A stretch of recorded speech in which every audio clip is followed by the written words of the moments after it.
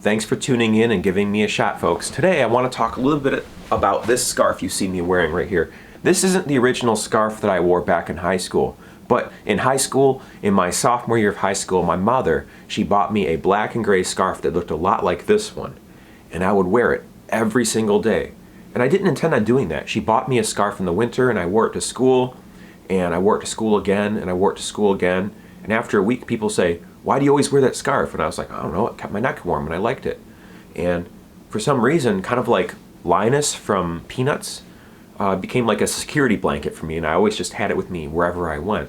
And it became iconic of who I was in high school. People expected me to be a certain way. They expected me to have a scarf on. They expected me to have black fingernails or colored hair and to have girl power written on my backpack. I was a very awkward young man in middle school and high school. I got ridicule from a number of people that used to make fun of me. But for the most part, for some reason, I focused entirely too much on people who were belittling me and making fun of me instead of most of the people who liked me perfectly fine for who I was. I was accepted and praised and respected by a lot of people in high school. And I know high school is weird. You know, people talk about their high school experiences, and that's a long time ago. I'm 38 now. You know, that's a long time ago. Over 20 years, in fact. I was supposed to graduate when I was 17, and it took me 7 years to graduate high school, admittedly. I'll leave a video down below about my experience and why it took me 7 years to graduate high school. It's an interesting story, and I think that it's not a good idea to take 7 years to graduate high school. You should graduate high school as fast as you possibly can, so you can move forward with your life and start becoming the person you want to become instead of what school is trying to make you be. So, with all that, I took 7 years to graduate high school, and I finally did. And throughout that whole entire course of the high school situation, I was hyper-focused on people who didn't like me, more than the people who actually appreciated me. For some reason, the opinion of 5 people out of 500 people in the high school had a bigger impact on me and my self-esteem and my self-image than all the other people that liked me just fine the way I was. It's interesting, isn't it?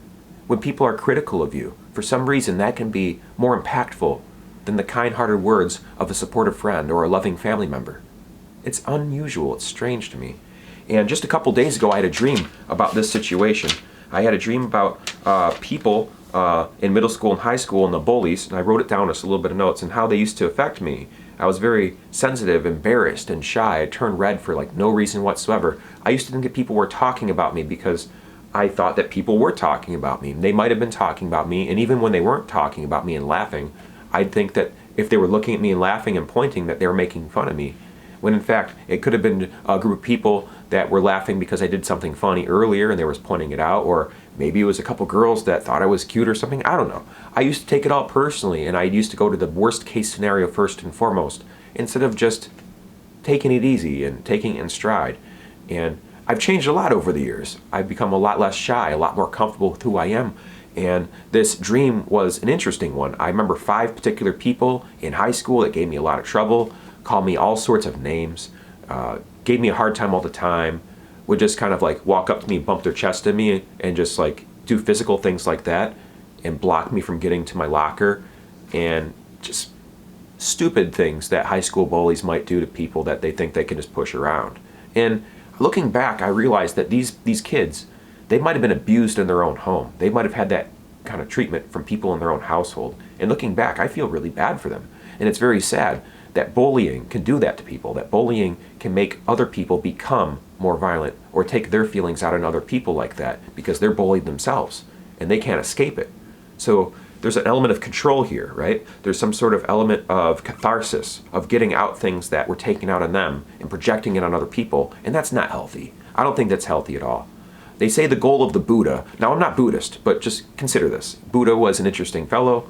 The goal of the Buddha is to take negative energy coming into them and the negative emotions and to transform them into positive things. So any opportunity you have to take the negative out of the equation and spread good vibes, you're doing a great job. You're doing the world a service. It could be as simple as driving down the street and someone cuts you off in traffic and you get angry. You might get a little road rage. You might tailgate somebody else because you were so frustrated and you're listening to that heavy metal music you like so much, or whatever music you're into. The point is that that can affect you, and you can take that all the way to work, and you might take something out on someone not even realizing you're doing it. They might even realize You might not even realize you're being aggressive. You might just be upset and you're just like short on patience that day. And someone else, they take it personally. And then they carry that and they might take it somewhere else. Unless they know how to relax and not take things personally and recognize that life's confusing. And no one really wants to spread bad vibes, but they spread because sometimes we act impulsively on our emotions. And it can be difficult to manage emotions sometimes. So I guess that's all I have to say about that. That dream was really interesting because in the dream, I remember these kids making fun of me. In this particular dream, these kids were making fun of me, and I didn't care anymore. It didn't bother me. And it was very relieving and very positive experience in this dream I had. And a lot of it I think I owe to working at the Michigan Renaissance Festival and doing my shows there, because I get a lot of support from the audience. The support's very kind. They're supportive of me. They clap, they applaud, they're smiling, they make eye contact with me. And I don't get bullied there because it's a very positive environment. The more positive you are and the more other people are positive around you, the more there's a positive feedback loop, they call it, where it builds on itself and it keeps getting better and better and better. At the beginning of the day, things can be very short, very quiet and impersonal at the Michigan Renaissance Festival because people are just getting in. By the time noon rolls around, people are starting to have a little fun. They're having a good time because the store owners will brighten your day with trying to hawk their wares and get you into their store, and they can be funny about it. And then all the stage acts, they're generally very lighthearted with humor.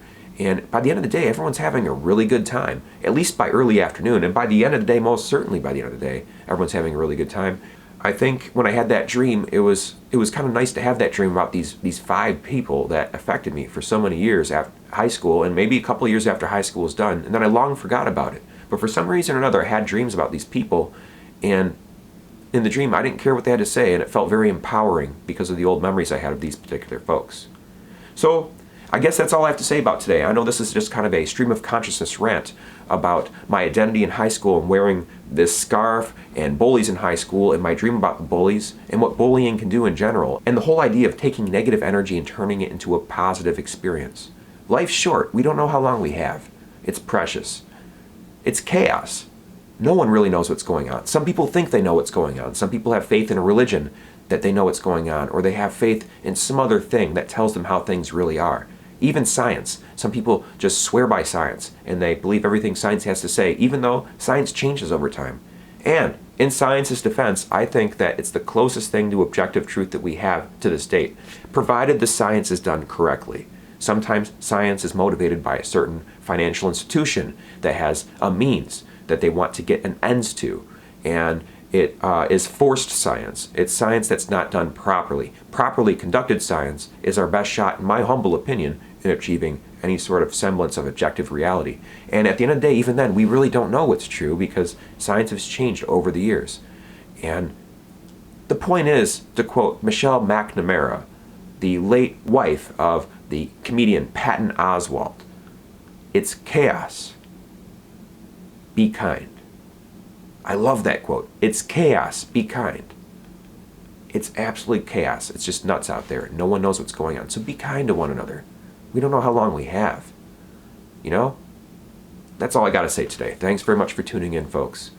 I post about way too much here on my channel. I post weekly circus and flow arts, where I teach you how to teach yourself how to juggle balls, how to juggle clubs, how to walk tightropes, all sorts of things. Check out my playlist section. Click on the Circus and Flow Arts playlist section. A new tutorial is posted every single Sunday, and I post videos every single day. So while you're in the playlist section, you can see all of the other playlists that I made that organize all the content I made so far this year. So help yourself to the playlist. Thank you very much for watching this video, and I'll leave you with these words of wisdom or unsolicited advice, whatever you want to call them. Remember to never give up, and to do your best, and to stay true to you, and to be amazing, folks. Thanks very much for watching my little video here tonight. I appreciate it, and I'll see you in the next one. Or rather, you'll see me, because you're watching this, aren't you? Thanks for that. Bye-bye.